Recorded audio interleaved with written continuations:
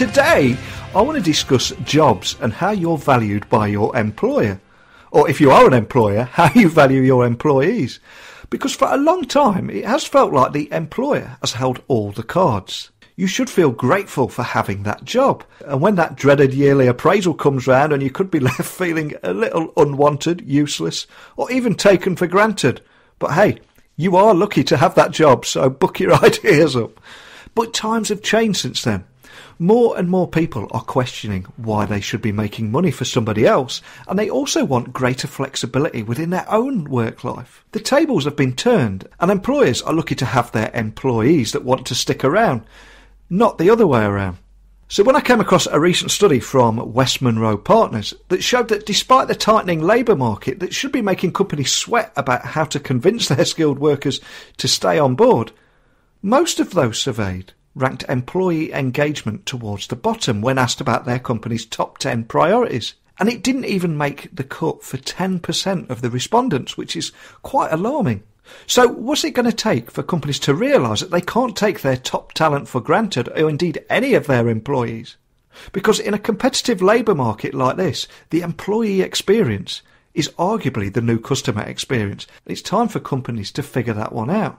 I think it's a great story, so buckle up and hold on tight as I beam your ears all the way to San Francisco so we can speak with Paul Hagan from West Monroe Partners, who's going to tell us more about this report and what it means for both businesses and their employees. So a massive warm welcome to the show. Can you tell the listeners a little about who you are and what you do? Yes, so I'm Paul Hagan. I'm a senior principal in West Monroe's customer experience practice. In a nutshell, I help companies treat people better. Customer experience is largely about people's perceptions of their interactions with a company. And oftentimes companies are built from the inside out. They're built based on things that they need to do, and often it's to customers and to employees and not necessarily for them. So we try to take an outside-in perspective from a customer experience perspective and help companies adapt their operations to meet what customers actually want to do and literally treat them better. In order for them to be able to do that, they've got to treat their employees better and improve employee experiences. So we often turn our human-centered design focus on employee experience as well as customer experience. So when I think of West Monroe Partners, I instantly think of you guys of having a bit of a reputation for partnering with companies to help them reimagine, build and transform their businesses with technology. But can you just set the scene and tell listeners hearing about you guys for the very first time precisely what it is that you do and how you leverage technology for businesses? Yeah, the reality is technology is changing everything that we do. Websites came along and then mobile came along. Now we've got chat-based interfaces. All of those things can make interactions easier for customers to get value out of them. Sometimes can change the nature of the value that they're delivered as software has gone from a license-based software to software as a service. There's all sorts of data that companies can gather about what customers are doing and help them actually achieve their success. Cars will be self-driving pretty soon and autonomous, and that's going to change the nature of what people do getting from point A to point B. So as all of these technologies change, we're essentially helping companies reimagine what is the value proposition to your customers.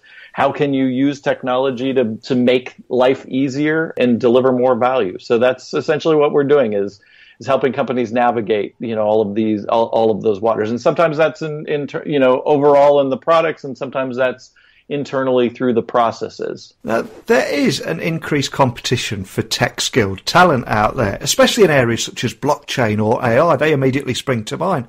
But because of this, I assume that companies would be doing everything they can to improve that employee experience and keep them happy. Now, you hinted a few moments ago that they weren't doing that.